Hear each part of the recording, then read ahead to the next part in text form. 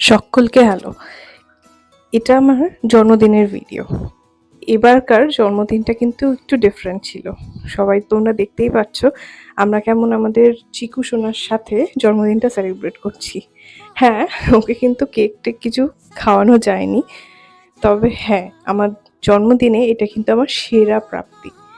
তোমরা বললে বিশ্বাস করবে না, আমার আর ওর বার্থডেটা কিন্তু সেম ছিল। মানে যেটা ইউএসজি রিপোর্টে আসে না, এস্টিমেটেড ডেলিভারি ডেট যেটা, সেটা কিন্তু সেম ছিল। আমিও খুব হোপ করছিলাম যদি সেম ডেতেই হয় তাহলে মাম্মা আর তার বেটা সেম বার্থডে শেয়ার করবে।